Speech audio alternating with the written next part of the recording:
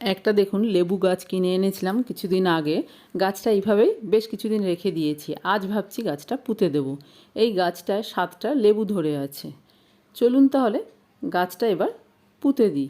এই গাছটা পোঁতার জন্য আমি একটা বড় বালতি নিয়েছি। একটু বড় পাত্রের মধ্যে পুঁতলেই ভালো হয়। এবার বালতির মধ্যে যে ফুটোগুলো করেছিলাম জল পাস করার জন্য, সেই ফুটোগুলোতে পুরনো ভাঙা টবের টুকরো দিয়ে আটকে দিলাম। তার ওপর থেকে দিয়ে দিচ্ছি বেশ কিছু কাগজ। এবার দিয়ে দিচ্ছি শুকনো পাতা। ছাদ বাগান ঝাড় দিয়ে বা গাছের ডাল কেটে যে সমস্তগুলো শুকিয়ে রাখি পাতাগুলো, সেই পাতাগুলো দিয়ে দিলাম। এবার দিচ্ছি সবজির খোসা। প্যাকেট করে যে সবজির খোসাগুলো গাছের গোড়ায় দিয়ে রেখে দিই, সেই সবজির খোসাগুলো বেশ কয়েক প্যাকেট দিলাম। এবার দিয়ে দিচ্ছি পুরনো গাছের মাটি। পুরনো মাটি দিয়ে একটু ভালো করে ছড়িয়ে দিলাম চারিদিকে। এবার দিয়ে দিচ্ছি শুকনো চা পাতা। শুকনো চা পাতা দিলে গাছের কিন্তু রঙটা বেশ ভালো সবুজ থাকে বা গাছে পাতা ভালো জন্মায়।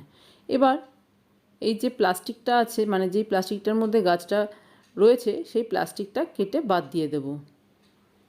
একটা কাঁচির সাহায্যে প্লাস্টিকটা কেটে বাদ দিয়ে এবার গাছটা এই প্লাস্টিক থেকে বার করে নিচ্ছি।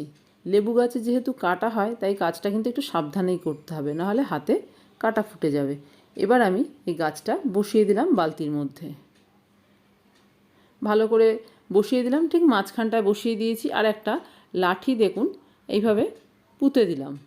এবার দিয়ে দিচ্ছি কোকোপিট।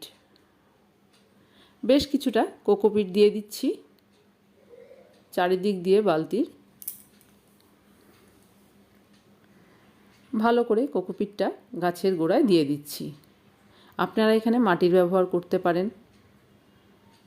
এবার এই যে গাছের ডালগুলো চারিদিকে ছড়িয়ে আছে, এই ডালগুলো এই লাঠিটার সাথে বেঁধে দেব, তাহলে আর চারিদিকে ছড়িয়ে থাকবে না। দেখুন বেঁধে দিয়েছি। এই একটা ডাল বাঁধতে পারিনি, এটা একদমই ছোট, সেই জন্য।